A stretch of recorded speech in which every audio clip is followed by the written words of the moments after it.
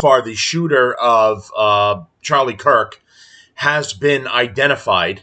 It appears to be at this time, very strongly that it was a family member ended up turning him in. His father, who was a 27-year veteran of the force in that area, he ended up admitting to his father allegedly that he was the shooter, or the father ended up becoming aware of this, seeing the pictures online, ended up holding the kid until authorities arrived to arrest him. So the suspect is Tyler Robinson. He was radicalized in recent years, wrote far-left Antifa-like messages on the bullet casings in the assassination of Charlie Kirk. Investigators interviewed a family member of Robinson who stated that Robinson had become more political in recent years. The conversation with another family member, Robinson mentioned Charlie Kirk was coming to UVU. "Hey, fascist, read one of the bullet casings." Another casing read Bella Ciao, which was a popular Italian anti-fascist resistance song going during World War II. So it appears here that he was speaking to Antifa or Antifa scum online during this time where he became radicalized. Here's the governor of Utah. Good morning, ladies and gentlemen. We got him. On the evening of September 11th, a family member of Tyler Robinson reached out to a family friend who contacted the Washington County Sheriff's Office with information that Robinson had confessed to them or implied that he had committed the incident. This information was relayed to the Utah County Sheriff's Office and scene investigators at Utah Valley University. This information was also conveyed to the FBI. Investigators reviewed additional video footage from UVU surveillance and identified Robinson arriving on UVU campus in a gray Dodge Challenger at approximately 8:29 a.m. on September 10th, in which he is observed on video in a plain maroon t-shirt, light-colored shorts, a black hat with a white logo, and light-colored shoes. When encountered in person by investigators in Washington County on September 12th, in the early morning hours, Robinson was observed in consistent clothing with those surveillance images.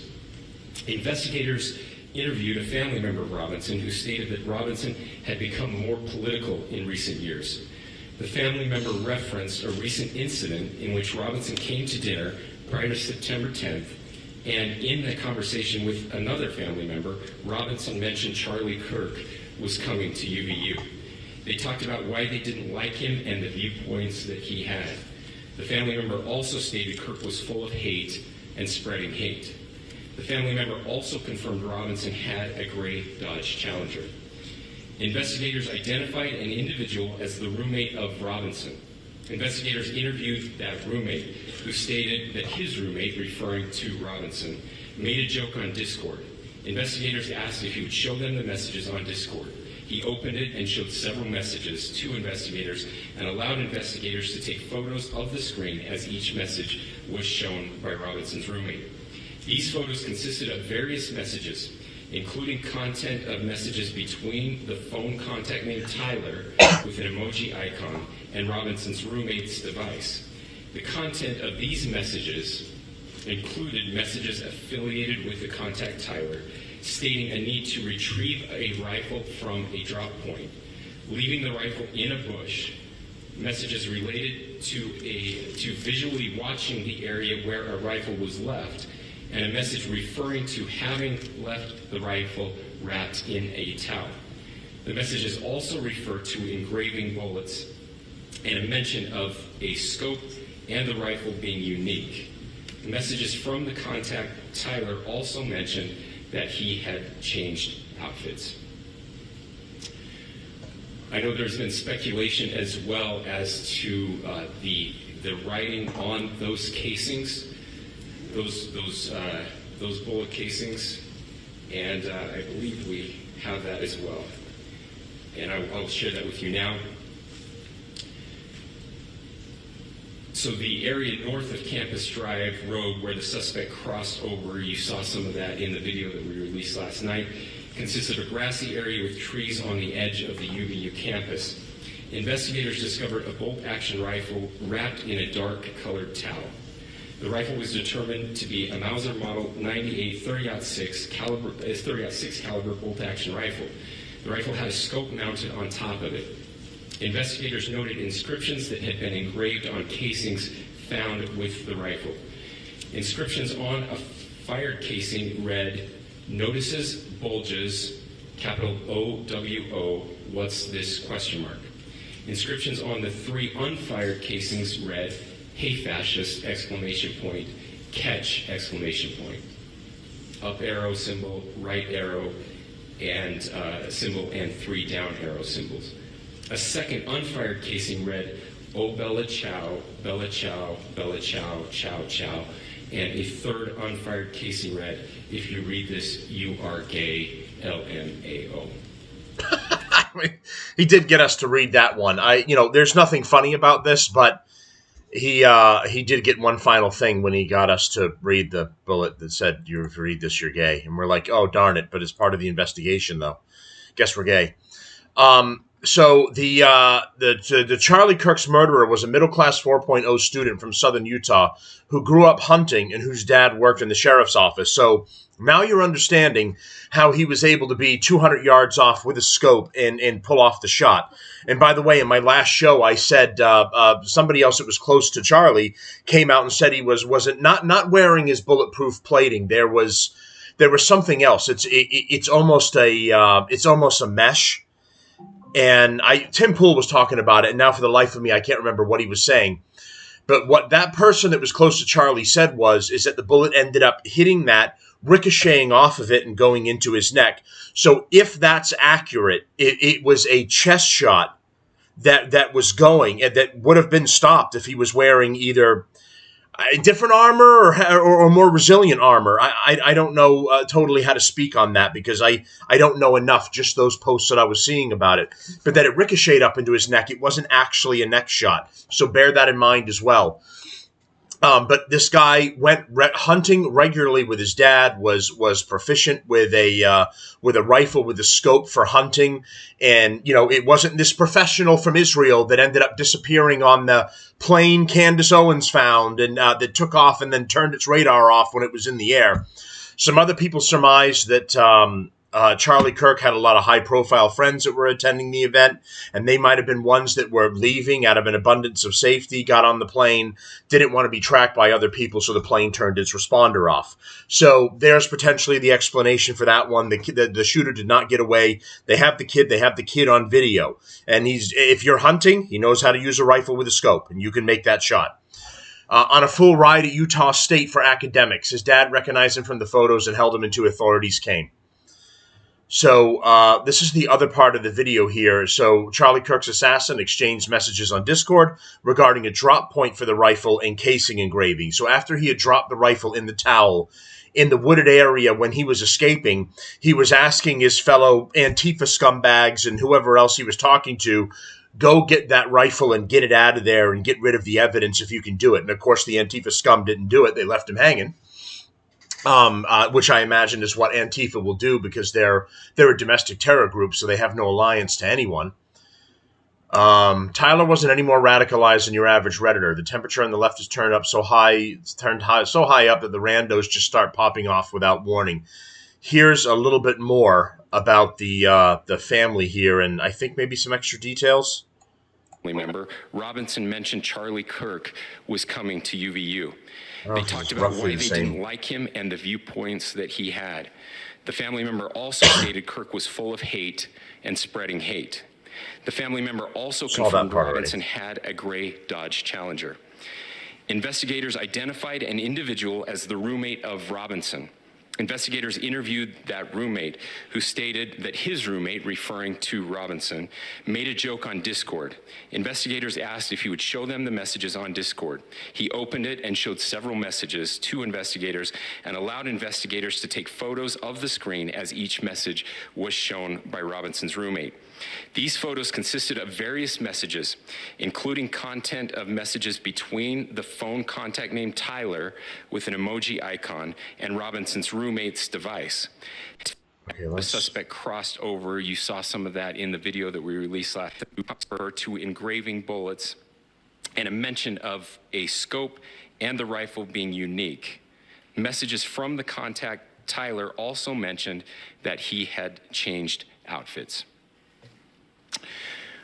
I know there has been speculation as well as to the writing on those casings, those those bullet casings. So there was, And, Hassan, that terrorist-loving piece of shit, and others were trying to say, there was no engravings, it's all misinformation.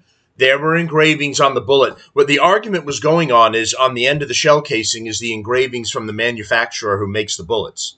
And then everyone was going, oh, you dummies, it's the engravings from the manufacturer. No, on the sides, he'd written Ciao Bella, catch this fascist, and other stuff. He did indeed write stuff into the shell casings. Only one shot was fired. Everything else was in there. So they were all whole bullets that you could read. And then the one discharged shell casing had writing on it as well. He didn't use the other bullets. It was one shot. So people telling you that there was nothing on the casings, they're the liars. They're the ones that are part of the misinformation and not doing their homework on this. There was, in fact, engravings on it. I believe we have that as well. And I will share that with you now. So the area north of Campus Drive Road where the suspect crossed over, you saw some of that in the video that we released last night, consists of a grassy area with trees on the edge of the UVU campus. Investigators discovered a bolt-action rifle wrapped in a dark-colored towel. The rifle was determined to be a Mauser Model 98 30-06 caliber bolt-action rifle. The rifle had a scope mounted on top of it. Investigators noted inscriptions that had been engraved on casings found with the rifle. Engraved on casings. Inscriptions on a fired casing read, "Notices bulges, capital OWO. And you heard this in the previous one that I did. Inscriptions on the 3 unfired casings read, "Hey fascist!" ! Catch! ! Oh, see, yeah, Ciao Bella, and if you read this, you're gay. He wrote them on all of them. So the other bullets that he didn't use had additional engravings on them that he had put on. I don't know how he did it. I don't know if he did it with a knife. I don't know if he had a laser engraver and how he did it, but he put it in there. It doesn't appear like it was just written in marker, unless it turns out to be the case when they release more information. But yeah, he got radicalized online by Antifa. Antifa is a domestic terror group, and this is a more, it's an oxymoron to say it, but a more even radical militarized wing of Antifa that appears to be part of the ones that were inciting him to this violence that he was going back and forth with online. So the guy's not trans, the guy's not gay, to the best of my ability. He had written, I think, LGBTQ stuff on the casings as well, in addition to the other writing. But he was just a regular white guy. So everyone wants to say there's white violence again. I guess you got us on this one, even though it's your side that's doing it. But he was allegedly, it's a mostly Republican family. Allegedly. We'll wait for more information about the family to come out. And that he was going online. He had the insinuations there that his roommate might have been a part of it, that his roommate was part of, he was a leftist moron, and that he was part of the radicalization as well, because it seemed like the roommate was involved with as far as the messages went and having knowledge about all of this. So if that's true, the roommate should be charged as well, absolutely. And whatever group or cell that they're talking to needs to be completely exposed, and all of them need to be completely arrested. They're complicit in murder. Many people online today on X are saying that the Antifa needs to be taken down, and they've needed to be taken down for years. This is just one more catalyst for it. Sticks and Hammer had said, and I was hearing this as I was going on, that 4chan apparently was able to ID this guy before even authorities were.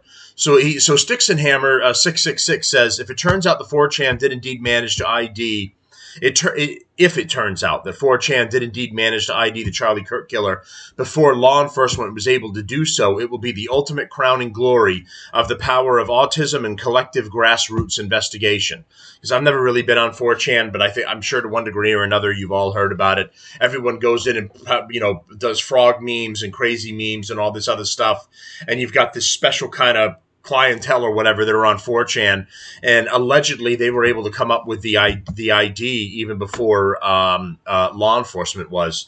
I mean, if that's the case, kudos to 4chan. and then good job to the rest of authorities who were willing to pick up the pieces or wherever from that point and finish it off and get this guy. And even then, they hadn't really got him. The father, who's a 27-year veteran of the local police department, allegedly held on to his son, called authorities, and waited until they showed up in order to arrest him. So we got him, and he should face a death penalty live on television. I think Laura Loomer was saying there hasn't been a live public execution in over 40 years, maybe more. He needs to be made an example of for the entire left, and you need to televise the execution, and you need to pick the worst version of execution that you possibly can. I think Utah's got lethal injection. They've got the electric chair, and then potentially hanging or firing squad. And if I'm accurate about those, I am looking at the last two, and I certainly hope they are as well. And I certainly hope that Trump pressures them to move forward with one of the worst ones and televise it so we can all see. If you're a radical leftist and you're hurting innocent people, this will be you next. All right, so that's the update. They've got the killer, and very thankful for that. It doesn't bring Charlie back, but it does bring this idiot piece of trash to justice. All right, thanks, everyone. Like, share, and subscribe to the show, and I appreciate all the new followers. Thank you.